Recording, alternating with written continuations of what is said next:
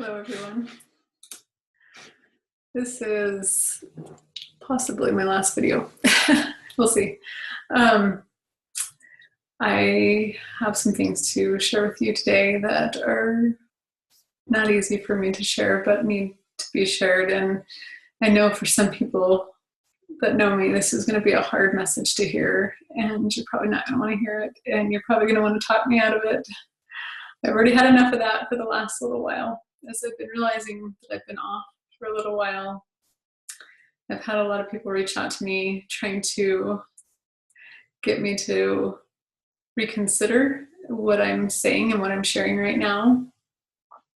I don't think it has anything to do with me. I think it has to do with them and them not wanting to see things that they need to see for themselves. So I'm going to encourage you that if you decide to listen to this message, I hope you will do so with an open heart and a prayer in your heart that you will hear what you need to hear. The Spirit will be able to speak to you. And that if you have questions or concerns, that you please don't bring them to me. I'm not the Lord. I'm not God. Bring them to Heavenly Father in humble, sincere prayer and get your own answers. So I'm just going to share my experience. I'm going to share my story from the last 3 years, a little over 3 years of my life. And I'm going to try to make this as succinct as I can, and in hopes that it will help some people and that it will, I don't know, I just feel like I need to do it. So I'm going to do it. This is hard. I have been going through a sorted out process for almost, like 3 weeks now. Something like that. And it has not been easy. It's been really, really hard to honestly look at my life and see it clearly from the last 3 years. It's not fun. Not when you thought you were doing a good thing, not when you thought you were on the Lord's errand. So here we go. I just had to shoot you straight. I don't know what else to do. So about 3 years ago, a little over 3 years ago, I had a wake-up call. I call it a wake-up call because I feel like I was before my wake-up call, let's back up just a little bit. Before my wake-up call, I was the Relief Society president in my ward, and I felt like that was a wake-up call as well. I felt like that was the Lord's way of trying to draw me back into fully being consecrated and doing His will. I had gone through an experience before I moved to where I'm at now in Colorado. I had lived in a different place in Arizona, and during a little time period while I was there, I feel like I had a wake-up call of sorts as well. And I feel like I was kind of put through the ringer. With my discipleship and with my commitment to the Lord. And it was really hard. It was really hard. And when we moved away from that place, I went into hiding. I was like, I'm so done. That is so hard to live with that intensity and that much commitment to the gospel. It was challenging. I had opposition. It was the first time in my life I felt like I was feeling the Spirit and teaching by the Spirit. It was really, in some ways, absolutely incredible. In other ways, so taxing that I just was like, I don't know if I can keep doing this. So I kind of went into hiding, and I basically decided I will live the gospel, but I want to hide. I don't want people to notice me, and I don't want to stand out, and I don't want to be different and different in the sense of just living the gospel, like standing out in the sense of following the Spirit, because everybody wants to hear what the Spirit has to say. And so I don't know, I tried to hide for a little while, and I just kind of lived the very basics of the gospel, but not in inspired ways, like more like just duty, like check it off your list, kind of ways. And I could feel that I was declining spiritually. I could feel that. I could feel that I wasn't feeling very close to the Heavenly Father and to the Spirit, and to the Lord. And so I could feel that too. I could feel that slow decline I guess spiritual death would be what that's called. And so then I feel like given a wake up or shake up. I was called to be the Relief Society president in my ward, which I'd never, ever wanted that calling. Well, not in my right mind anyways. And I didn't want it, but I have a policy for myself that I will say yes to any calling that I'm given, because I trust that those things are given through revelation, and that I want to be an obedient kid. And so I always say yes policy. So I said yes, even though I was scared to death, and accepted that calling. And immediately I started feeling the Spirit again, guiding me and leading me. And it was really powerful because I hadn't felt the Spirit in a while. And so it was really beautiful, and I was grateful. But opposition comes, as it always does. And I really was going through my own struggle of, I don't know, I call it like my rebellious teenage phase. I don't know how to explain it, but other than that, but just I didn't want to be different. I didn't want to be so sensitive to the things of the world, meaning the worldly things. I didn't like that. I felt like God held me to a really high standard, and that when I listened to music or watched movies or read books that a lot of my fellow Latter-day Saints felt like, were drawn to and felt totally fine with, that I would lose the Spirit. If I would watch those things or listen to those things or read those things, which I would always feel like was not okay for me, that I would lose the Spirit for like weeks, and I'd have to work really hard to get back the Spirit that I had lost, the feeling of feeling close to the Lord. And so I was kind of fighting that. I'm like, why do you hold me to such a high standard? Like, why do I get so punished when I make a choice that's against the Spirit? And so I was kind of fighting that. And then I was getting opposition in my calling, and all I was asking people to do was to actually do what we're about to be asked to do going forward. They're changing the visiting teaching way of visiting teaching, which is less and less being told what to share and more seeking what should be shared, or seeking to be basically led by the Spirit and guided in your ministry to these beautiful sisters that we visit. And that's how I was being trained to get our visiting teaching in that way, to basically pray to know what your sisters need, and let the Spirit guide you on how to serve them and how to connect with them and really love your sisters. And it was stretching people. They didn't want to have to pray. They didn't want to have to get inspiration on how to help their sisters. And so I had some kickback, not everybody, but there was some kickback on that. And I'm like, I didn't want it. I didn't ask for the calling. I didn't want the calling. And I don't like opposition, and I don't like people being upset with me. And so I just was like, I don't want to do this. And I was already having my own struggles with Heavenly Father and His expectations of me. And so I was struggling, and I could feel it. And I could feel that I was tanking spiritually. I was starting to decline again, and I could feel the pull of the world really, really strong on me. And I could feel temptations having more pull on me than they had in a while. And so I was just feeling this pull.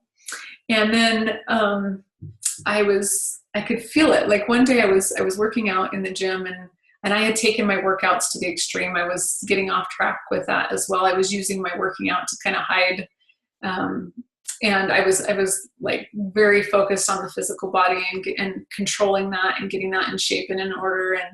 And it felt good. It felt good to push my body, and it felt good to work out. And I was using it to avoid my life in many ways. And, but it felt good. So it made me feel good. And I felt like I was accomplishing something, and I looked better than I had my whole married life. So, that was good. But I could feel that I was getting more drawn out to other things and getting distracted and more tempted in many ways. And so I remember one day the temptations hit again. I was at the gym, and I and I could feel this pull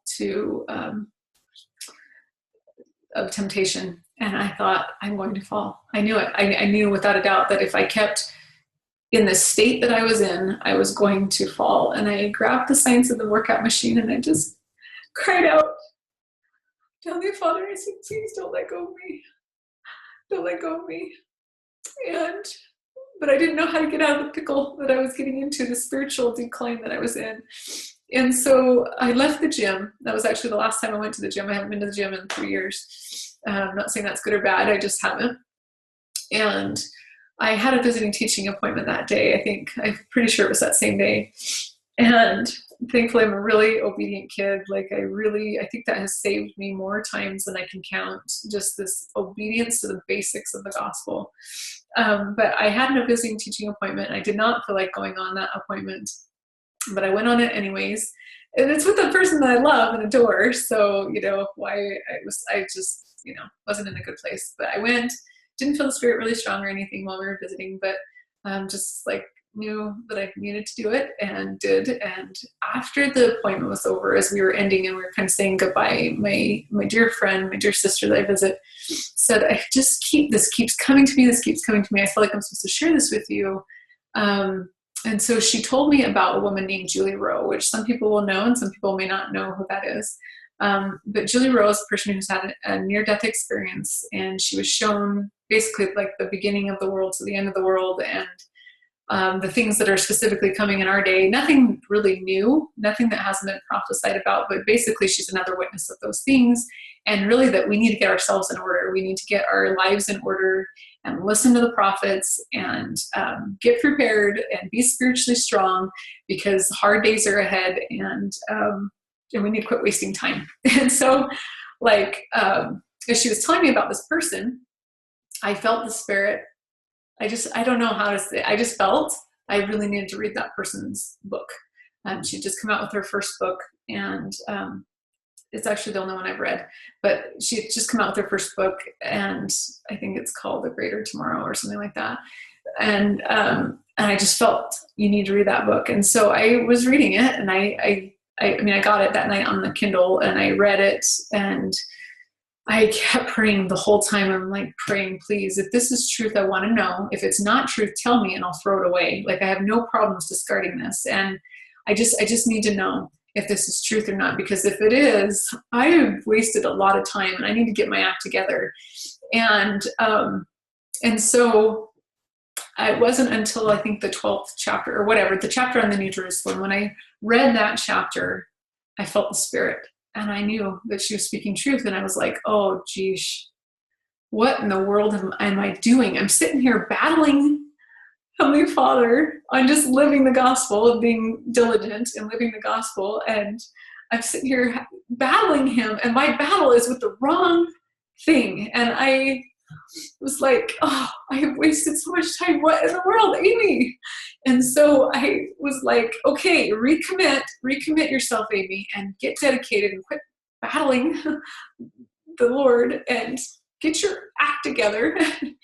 Thankfully, I'm a really obedient kid. And so really quickly, I realized I've already done a lot of the preparations of temporal preparations, because we've been asked to do food storage, and we've been asked to do 72-hour kits and 3 months supplies and things like that. And so we had already been doing those things because, as I said, me and my husband are very obedient kids. And so we had followed the counsel. And so really, I didn't have a ton that needed to get in order.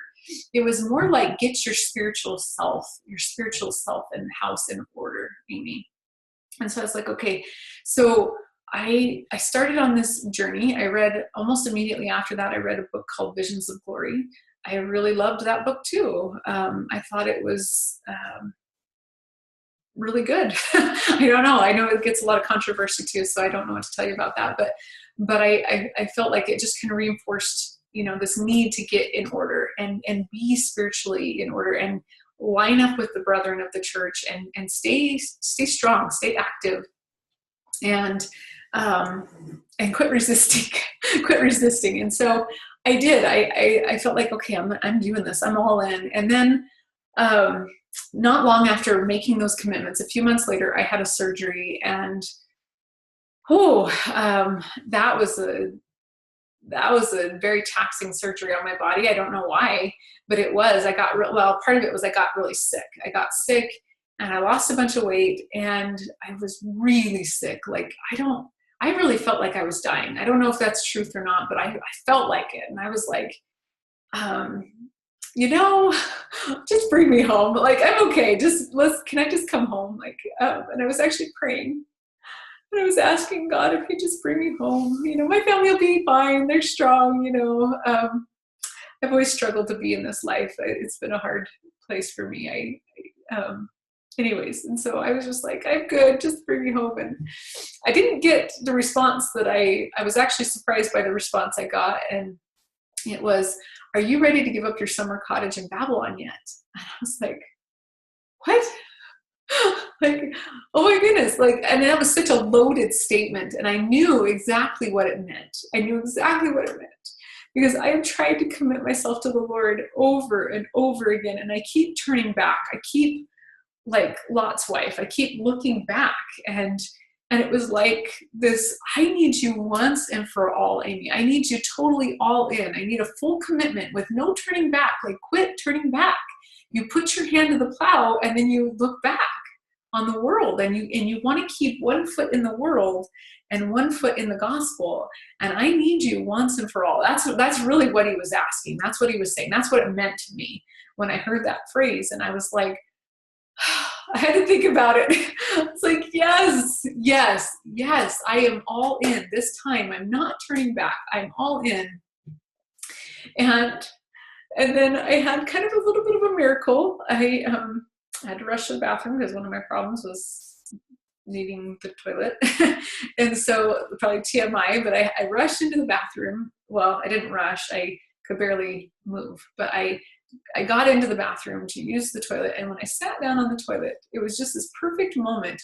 I live in kind of at the time, the house that I was living in, it was a very dark house. It didn't have very good lighting. It was an older home. And my room specifically was like pitch black, and because of the curtains that I had on there. And then my bathroom had this little bitty window that only one time of the day, the sunlight would come through that window. And I sat on the toilet looking at that little bitty window. And right then the light of the sun came through that window. And when it landed on me, I felt the sickness, the sickness I felt like was ending my life, just lift from my body. And it was taken, except for one thing, and that was so that I would stay in bed and get some instruction, I think. And so, but everything else, like, I totally felt fine. I felt the clarity of mind. I mean, not long before that, I had looked in the mirror, and I had the glassy eyes, like, and I looked so sunken and hollow, and my just, anyways, it looked really bad. It looked like death, like what people look like right before they leave this life. So anyways, that was gone. The glassy eyes were gone. My eyes were fully back and present, and I felt my spirit fully back and present. I don't know how to explain it. I just felt life again in my body, and I felt like I was going to live and be okay. And so I was like all in. I was ready. I was so fully committed and ready to just live the gospel, quit hiding, live true to what I know is truth, and all in. And this is why this is so hard for me. So I'm fully committed, right? I'm going to do this. And with it not very long of that, I get introduced to some things. And I thought they were from God. I really thought they were from God. But there were red flags, you guys. There were red flags. And I have already been down this road once before, and it almost cost me everything that mattered to me. It almost cost me my marriage and my children. I have been down the path of deception before. Back in 2003. And I thought I learned. I knew the red flags. I knew them. And I was dedicated. I was ready to do what God wanted me to do. And I got distracted right away, like within not very long. I got totally distracted. And it was the same pattern, the exact same pattern, different experiences, kind of, but the same exact pattern. I got caught up in excitement. I got it caught up in things that I already knew were part of my last experience. And so I was really like nervous to get it. I was like, wait, are you sure? Are you sure? And but I didn't question it enough. I didn't question the red flags enough. I didn't counsel with my husband like I should have done. I didn't counsel. I didn't listen to him. He felt the red flags. He was not comfortable with the things that I was getting into. And yet I just disregarded him completely. And that was the same pattern that I fell for last time. Is anybody that told me that I was wrong or getting off, I would fight against them. I would be really aggressive, and I would be really not humble about it. And you don't know, the Lord is telling me to do these things. I am on the right track. I'm doing what I need to be doing. And yet I was going against the basic stuff that our gospel teaches. If you look at the family proclamation, it very clearly spells out the divine role of male and female, the divine role of the man and the woman in marriage and in parenting. And it's very clear. And in our society, nobody wants to hear that. I shouldn't say nobody, but a lot of people do not want to hear that. They don't like it. And they fight us because of that. They do not like our church because of it, because God very clearly spells out the divine role of male and female. And so, so let me just tell you what some of the red flags are, because I've affected a lot of people. This is what makes this really hard, is that I have affected a lot of people, and I can't take that back. I can't fix that. I don't know how to fix that, except for just telling my story and hoping that it helps some people. But I started going to trainings, and I'm going to tell you who I went to, and I'm not saying that they're good or bad. I'm not saying that. I don't know. That's something you got to pray about and figure out for yourself. But let me tell you that there were red flags right from the beginning. This is hard because I don't want to demean anybody. But I had a friend who really encouraged me to go see one of their mentors, to go to a training by one of their mentors that they trusted. And this person, this is so hard because I really love these people. I really do. And I do not want to discredit people. I don't. But I have to speak my truth, and you guys can let the chips fall where they may, I guess. So she said, there's my mentor, my trainer. I just really want you to go to one of his courses. I didn't even know what I was going to. But I felt like, okay, I'll go. And I just knew that I wanted to go to that training, and I thought it was being inspired. I thought I was being inspired to go to that training.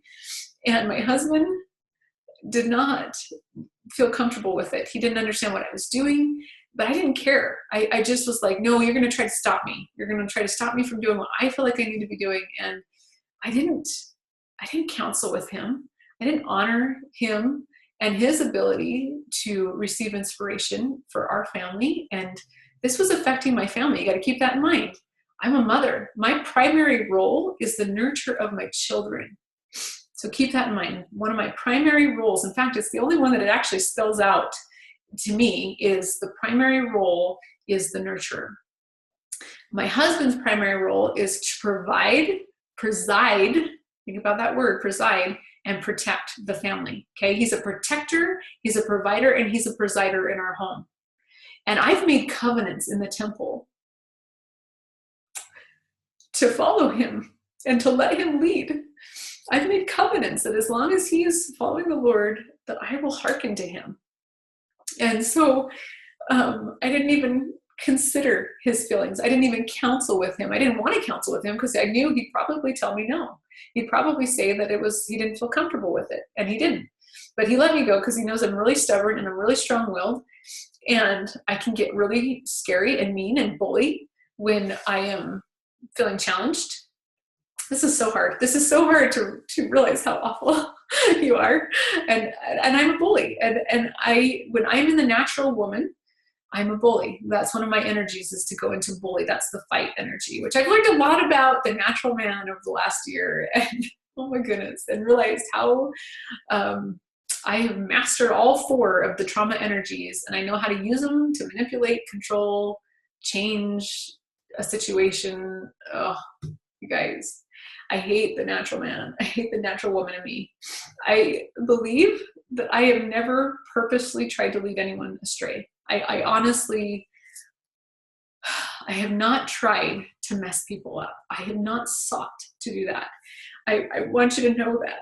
And I don't think that a lot of these people that I've been guided to, or the people that I personally know, have done it either. I don't think that they have actively tried to lead someone astray. I don't believe that they believe that they're doing that. And I know it's kind of like when Christ was on the cross and he looked down upon the Roman soldiers and he said, Father, forgive them, for they know not what they do. I feel that way about my friends. I feel that way about the people that I've been guided to, or that I've gone to.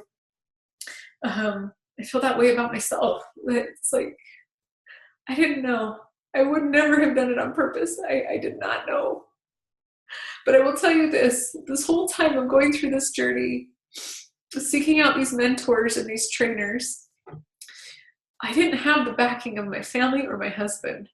And that was one of the first things I was taught by my first trainer, was as you wake up and have your mind, kind of blown and woken up, you're not going to get supported. People are going to fight you on that. And so I took it as a warning from God that my husband would fight me, my children would fight me, my family, who I love and love me, will fight me, meaning my family, not my children and my husband, but my extended family, that they'll fight you on that. And that's a sign that you're kind of on the right track, and, just kind of expect that there's going to be an opposition in what you're doing. And guys, these are people that love me. Why would I not want to hear their counsel? Why would I not at least be willing to hear them out?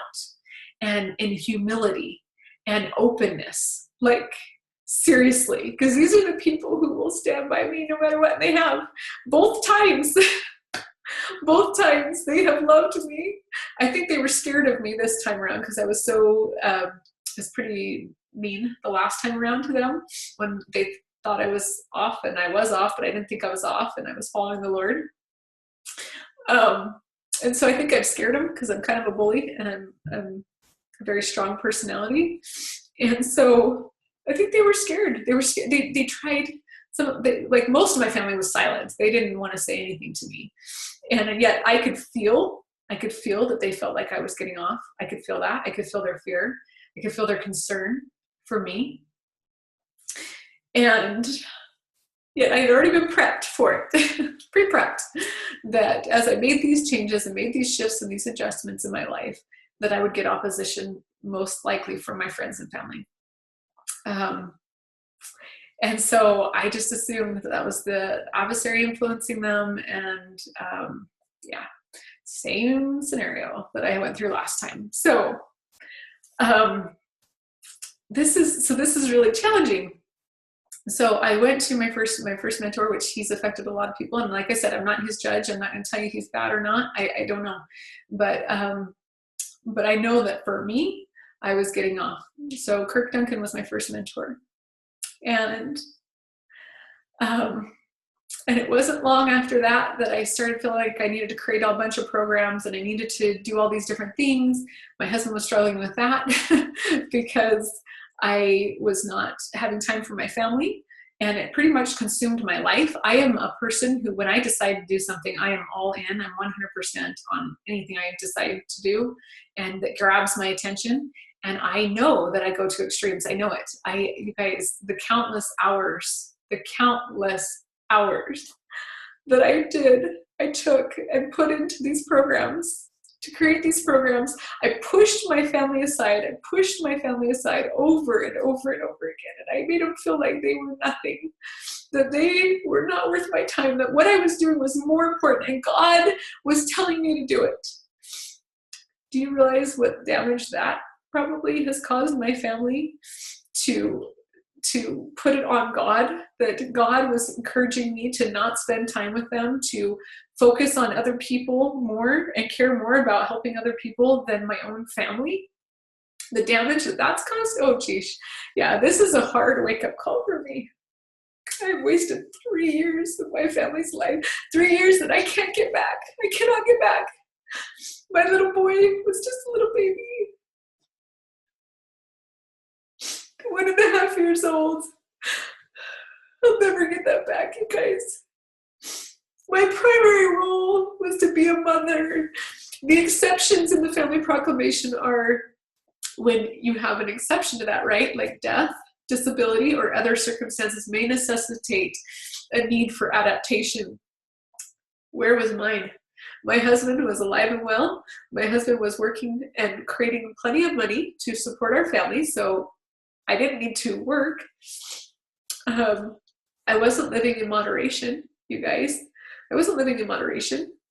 I was creating all these different things, and I would go from one exciting thing to the next, one exciting training to the next, and all the money that I would bring in through the business was going into new trainings, new exciting trainings, new exciting education, and things that I wanted to learn. And I would feel red flags. I would feel like, oh, I don't know how I feel about that. Like energy work, for example, learning quantum touch and learning Reiki and all that stuff, muscle testing.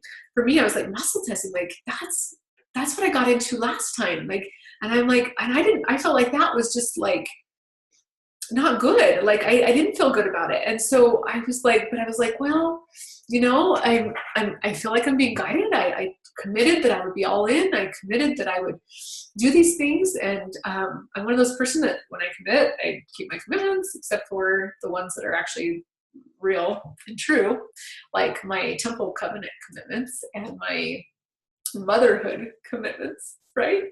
So, but I felt good. I was making a difference in people's lives, and I was like, and people would say nice things to me, and I thought, I'm doing it. I'm doing a great work, and I cannot come down. That's kind of what I felt like. I would tell my family, like, I'm doing a great work, and you guys are not supporting me. You're like my worst enemies. Like, you guys should be supporting me. And I think about the countless hours that people who did support me have put in to helping me, and how much neglect has happened in their own families because of the distraction of what I've been doing. This is really hard. So I know in sharing this message that I'm hurting people because they don't want to hear these things. They don't want to see that they've been off. But you guys, the gospel is really, really simple. And I have a beautiful role to fulfill, and I love my role as mother. And I don't think that everything I've done over the last little while has been all evil or bad. There has to be enough good that you fall for it. Like there has to be enough good. There has to be enough good to offset the distraction like level so that you feel like I'm doing a good thing. I'm doing a good thing. Otherwise you wouldn't do it. How else would the adversary get people like us who have good hearts, who just want to help other people? How else would he get us? How else would he get us, guys? Think about it. There has to be enough good mingled in there to get you to feel like you're okay. And you can justify you're pushing your family away. And you can justify spending the money on these different things when, so, okay, gosh, I don't know what else to say. So, what woke me up? What finally helped me see it? This has been so stinking hard. So what helped me finally start like seeing it was really awful, horrible experience, but it was enough that it was like scary enough that it like caught my attention enough, I guess. Oh my goodness, I just don't even know what all I'm supposed to share. I just don't want to hurt anybody, but I love you enough to say something. That's honestly what's motivating me, because I would rather just have closed everything down and not say anything to anybody because I don't like, I don't want to, I'm not your judge. And this is something you're going to need to pray about and find out your own answers for. But because I feel like some of the things I've learned are truth and they're good and they've helped me and they've helped others. And so it's like really hard. It's like, but let me tell you, the gospel of Jesus Christ is real and true, and it's on this earth, and it's simple. And it's beautiful. And we don't need to recreate the will. Yes, our thoughts matter. Yes, our heart matters and the state of our heart matters. But you can learn how to heal for free through the gospel of Jesus Christ. You can learn how to heal others when it's according to God's will through the gospel of Jesus Christ. There is a gift of healing, and it is real. There is the prayer of faith, and it is real. This is where it's so hard for me, because like energy is real. Energy work is real. If you think about energy work, every thought you think is energy. Every feeling you have is energy. It carries a vibration. It has energy and power. God literally created things with words. Everything's energy. And so where's the deception? Where's the offness? It's the distraction away from the basics. Guys, we're getting distracted. We're getting distracted. You can heal for free. Did you know that? You can heal for free. You don't need my programs. You don't need to spend a bunch of money. God himself said, come and buy without money. You can have the gospel. Is there a sacrifice? Yes, there is a sacrifice in all things. Absolutely. To follow the Lord is a sacrifice. You got to be willing to give up some things for sure. But it doesn't break the bank to learn these things. It doesn't put you at odds with your spouse, which I see a lot of is I was at odds with my spouse the whole time. Like the only thing that brought some peace is when I finally had enough money coming in from my business to pay for all my trainings and all the things I wanted to go learn and do. And that brought peace because I wasn't asking him for money anymore. I wasn't asking. And oh, you guys, I don't know what to tell you except for please listen to the leaders of the Church of Jesus Christ of Latter-day Saints. They know what they're doing. They know what they're saying. And if nothing else, I will tell you, one of my policies that has saved my life in this case, has saved me and reeled me back in, is that I stand with the brethren of the church, even if I disagree. And I did. I have disagreed. Let me tell you, oh my goodness, I have disagreed because it's been counter to what I've been experiencing. And I've had real experiences. You guys, I've had real experiences. I've had visitations, heavenly visitations over the last 3 years. I've had angels come and minister to me over the last 3 years. I've witnessed what I felt like were miracles over the last 3 years as well. I have had these experiences, which is why it made it hard for me to even want to see this as what it really is. Now, I didn't see them with my natural eyes. It was my spiritual, my senses, I guess, my senses. But I've had ministry experiences, but guess what? They were not in the light. And that is so hard to admit. That's been one of the hardest things for me to admit to myself, is that those experiences were not real. I'm not saying that God doesn't have angels and he doesn't visit us and that we can't have the cool experiences that we see in the scriptures. I'm not saying that. But I will tell you this. My experience was not like Moses' experience. When I felt the Lord was coming to me, I didn't feel my own nothingness. I didn't fall down and want to, I wasn't overcoming. It didn't overwhelm me, you guys. And I didn't feel like I needed to worship this being in the sense of what people that really experienced Christ with humility fell before his feet and recognized that their God was there with them, and were willing to give up all their sins to know him, and were willing to do in righteous ways the things that he would. It's so hard to explain this because I know you're having real experiences. I'm not doubting that. I did too. They were very real to me, very, very real to me. But the difference, you guys. I wish I could spell it out so clearly for you. But Elder Ballard, in this last conference, the October 2017 General Conference, gave a talk called The Trek Continues. And tucked within it was a beautiful, horrible message for people who are off track. It was a beautiful message to those who were not off track. They weren't triggered by it at all. But the people that were triggered by it, you guys, if you're triggered by what one of the general authorities is teaching, there's a reason why. And it's not because they're deceived. It's not because they're off. You guys, the gospel of Jesus Christ is not a buffet where you pick and choose what you want to accept because it ties in with what you personally believe. It is the truth. And if we want to stay on the right path, on that straight and narrow path, and we want to build a strong foundation that's built upon God, like truly built upon the Savior Jesus Christ, who speaks through prophets, seers, and revelators, which we know that. Amos 3:7 is very clear about that. God speaks through his prophets. And we have prophets, and you can know that for yourself, and I do know that. There's a few things I do know, guys. I know that these men are prophets, seers, and revelators. I absolutely know that. I know that the Book of Mormon is the word of God. I know that Joseph Smith was a true prophet because the Spirit has borne witness to my soul, and I cannot deny it, nor would I dare deny those things.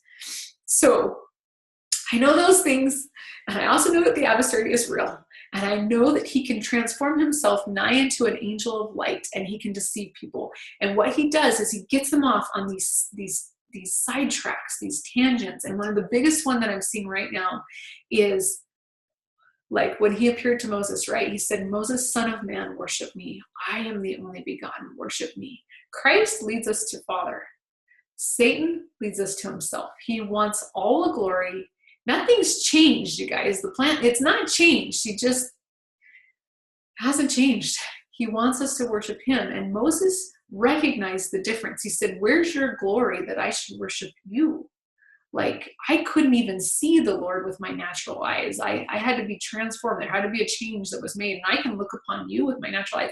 Now, I have not had the adversary show up with where my natural eyes could see him. This has all been spiritually discerned, or like spiritually discerned. I can feel spirits, and I can feel them around me, and I can sense and see. I can even see facial expression with my mind's eye or whatever, but I've never seen them if they had shown up in my space physically, I would have known for sure. I would have been able to detect it faster. You know why? Because I know how to detect that.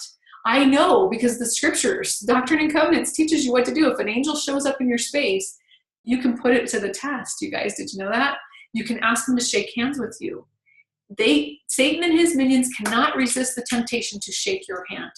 And so they will put out their hand. And when you go to shake their hand, you'll feel nothing. And that's how you can detect a false messenger from God's messengers, if they actually show up in your physical space where you can see. And a true messenger, if they're a resurrected being, will shake your hand and they'll deliver the message. A non-resurrected being, meaning a righteous person who is on the Lord's errand but does not have a resurrected body yet, they will not try to shake your hand because they're not going to try to deceive you, but they will still deliver the message. But they will not try to shake your hand because they will not try to deceive you because they know they can't. They know that you will not be able to feel that because they don't have a resurrected body. So I already knew that. And I think that the adversary knew that I knew that. And so he didn't try to show up. I think if he didn't know that I knew that, he probably would have tried to show up and as an angel of light that I could see and deceive me that way. Because I know that he does that to people.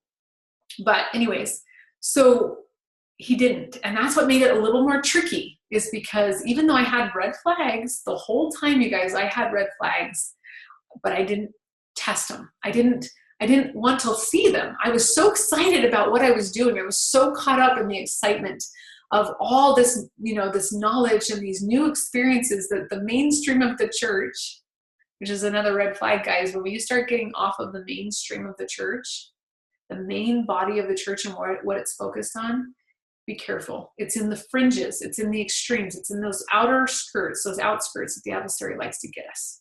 Those distractions. 1 degree. It only takes 1 degree over the course of time to get you, like, you thought you were headed here, and now you're clear over, you can't even see it. You're clear over here. Okay? That's all it takes. So my saving grace, I kind of mentioned that before, is that I stand with the brethren.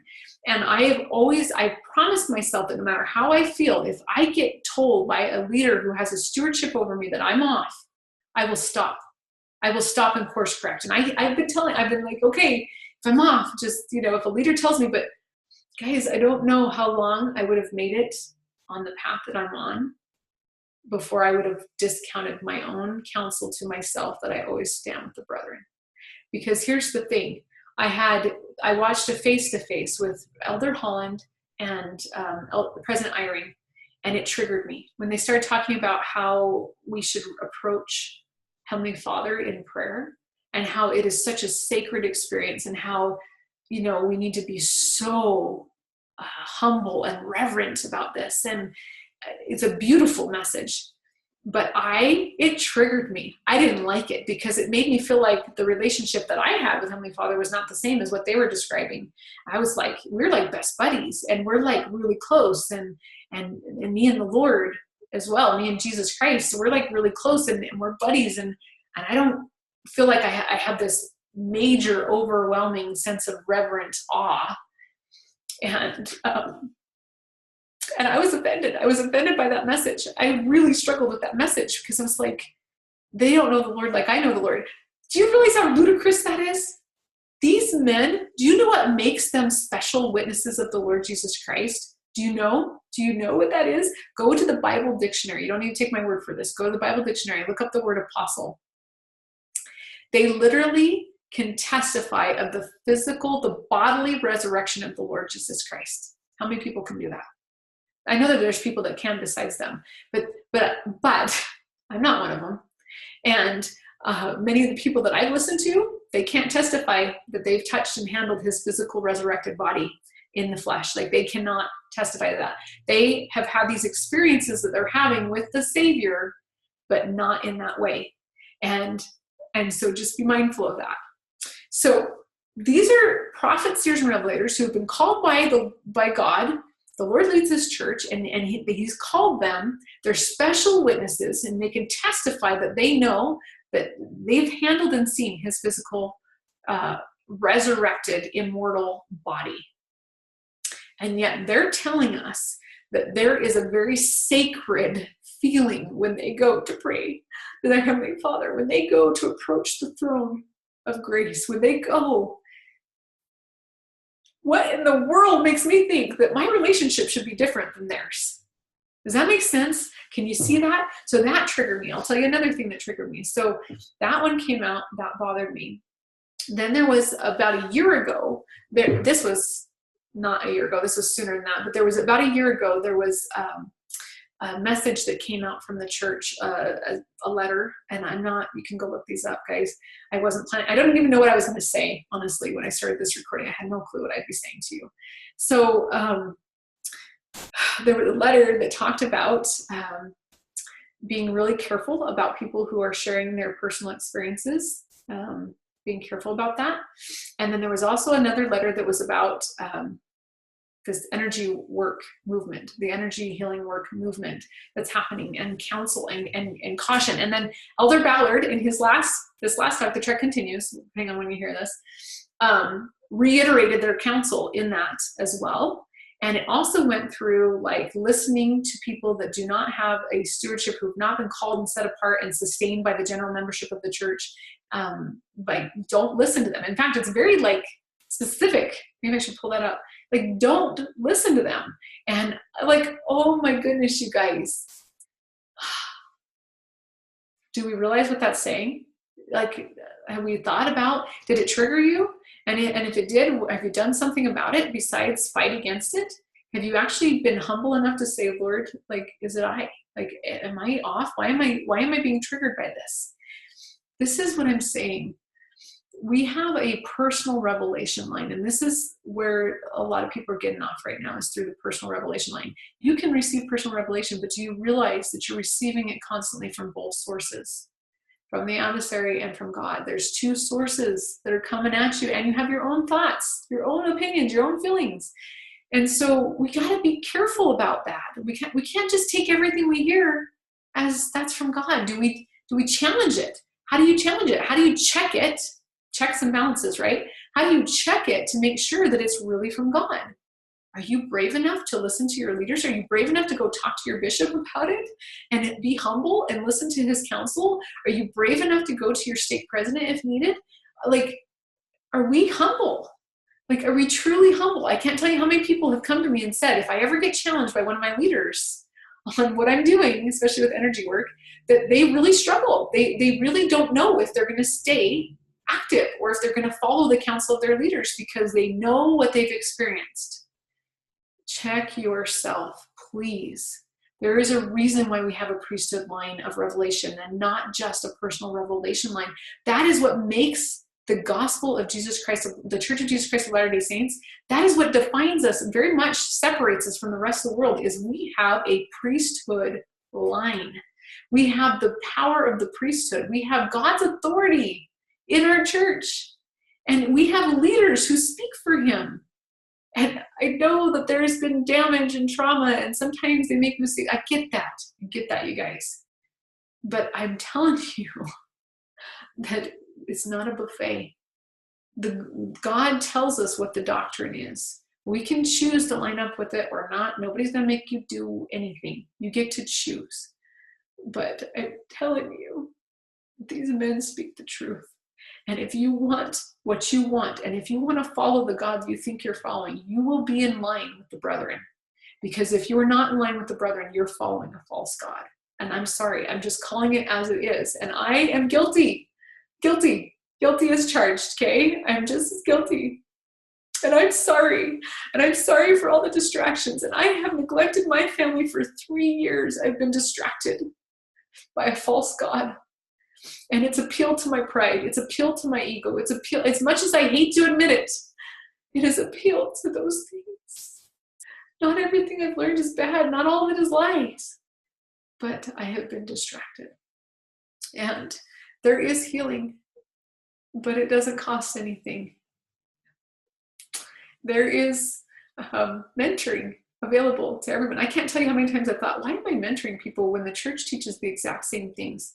Maybe I should just let people know about the stuff that I find on the church website, because a lot of the stuff that I teach is what you can find for free on the church website. Like, why are we seeking out? Why are we going all over the place looking for answers when the answers are literally right there in front of us and always have been?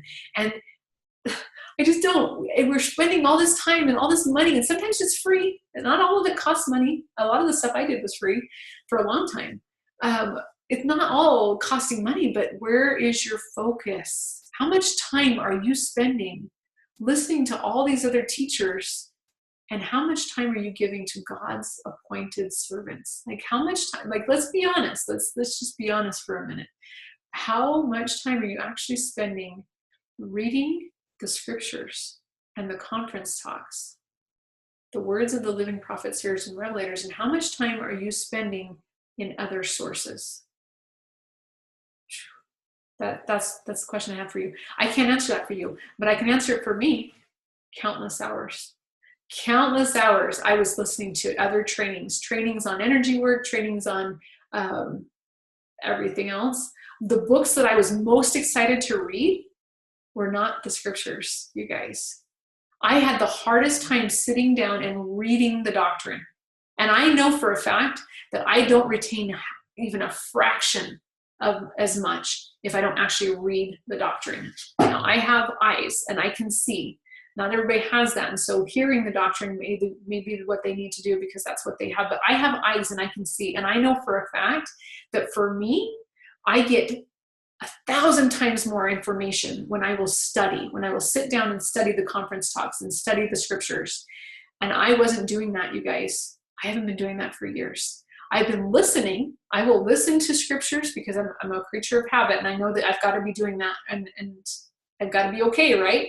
And so I've been listening. I listen to conference talks. I listen to scriptures, but I know that my ability to recall scripture used to be phenomenal. I used to be able to tell you exactly where it was located, who said it, when it was said. And I know that was a gift of the Spirit because I hurt my head, and I've had a very hard time remembering things because of that from when I was 18. And so I knew that was a miracle. Every time I could quote a scripture, I could tell you where something was in a conference talk or when, any of that stuff. That was by the Spirit. I knew that was a gift of the Spirit. But guys, I was living off of my own, knowledge and my own study that I had done for years and years and years. And I've been a really faithful student of the gospel, and I've studied and studied and studied. But I can tell you, it was getting hard. It was getting hard for me to remember quotes exactly. And it was getting hard for me to remember scriptures exactly. I couldn't remember where they were located anymore. I was fading. My well was getting empty. It was getting less and less and less. But I could remember all the other things I'd studied. I'd been studying a lot of other things, and the stuff that validated what I was learning in outside sources, I could remember those things. So think of that one, or figure that one out. So, but I'd been listening, but I had not been reading, and I knew that. And I kept getting these like, Aimee, you need to read. Aimee, you need to read. And I didn't do it. Sometimes I'd read like a verse or whatever to just appease my conscience. But oh my goodness, you guys. But I could sit down. I have like all the books that I kept in my bathroom started shifting. Like I had some doctrinal books, but I rarely picked them up. Mostly what I had in there was just other resources, lots of other books that interested me. And I would pick those up and I'd read those no problem. And I'd be marking them up and so excited about what I was learning. You guys, I don't know if this is going to help you or not, but I felt like I was supposed to share it. And I don't even know where I go from here. I don't know if I'm supposed to cancel my whole website. I don't know what to do about that, because I've got people who've bought my programs and they've paid for them. And I don't know, I don't have the funds to reimburse them for that. I've used it all on education and keeping my website going and keeping my programs going and creating new programs. And so I don't even know what to do about that. I'm like, I don't even know what to do, but I can't in good conscience encourage people to my programs anymore. What I can encourage them in very good conscience is go to the church website. You want to learn about becoming mentally strong, emotionally strong, and spiritually strong, and physically stronger? It's in there. It's on there. It's free, most of it. Finances, you want to learn about finances? They've got that. You want to learn about, like, what do they not have? You guys, they counsel us on everything. And yeah, I mean, they do encourage us to go see, licensed practitioners and health practitioners for mental, emotional stuff. I'm not one of those either. I've told people that all along. I'm like, I'm a mentor. I don't know. I don't know what to do from here, but I know that I love you guys, and I know that I'm sharing this from my heart, and I'm sorry. I'm really, really, really sorry. And I'm sorry for any damage I've caused. As I said, I don't think everything I've said is bad. I think that there was a lot of truth in what I said. But if you want the whole truth, please go to the source. LDS.org, my friends. Go to LDS.org and start searching. There's free information. You can have it night or day, anytime, and it's there for you. I do believe in mentoring. I think that it has great power and efficacy, and I plan on mentoring my family, and I plan on helping others, and I plan on serving the Lord. I've just got to get myself in order, and then we'll see what comes of that. But I love you guys so much, and I hope you can forgive me. And I want everyone to know that I have connected with, like, I've learned energy work from lots of different sources, and I've been led to a lot of different things. I forgive you all. I don't. There's no bad feelings in my heart whatsoever. I really feel like, Father, forgive them, for they know not what they're doing. Like, because I felt like the same way about myself, and I recently, my last little thing that I came in contact with was just pure evil. I know that, like, it was truly like pure evil, and it was in like a couple different PDFs and books, and anyways, and I still think those people were deceived. I think that they really probably didn't have a clue what they were doing, that they were being used as a pawn in the adversary's hands, but their material was way more aggressive, I should say, like aggressive in getting people off. Follow the brethren, please. I read a conference talk, or not a conference talk, a BYU address this morning. And it's basically encouraged me that I'm going to stick to the basic foundational doctrines of the church. It was by Bruce R. McConkie. I posted it on my Facebook page. I think it's our personal relationship with the Lord. Let me see if I can find it really quick. Because I think it was really good. And if you've gotten off, and if you've gotten into some stuff that is not good, I think that this talk could help you realign yourself and see what is off. But it really emphasizes, like, the false doctrines that are going around right now Okay, it's called Our Relationship with the Lord. What has been going around a lot lately is this over focus, this hyper focus on a personal relationship with Christ. And this is tricky because we are counseled to seek out and have our second comforter experience, which is literally where you live in such a way that the veil is rent and you see the Savior and you can now testify that you know he lives. And that's a beautiful, powerful experience. And goodness, who doesn't want that? And a lot of people are seeking that right now. And I don't think it's a bad goal, but I think we need to be careful. And I think it's one of the ways that the adversary is getting a lot of us right now, honestly, is through that, because it's doctrinal.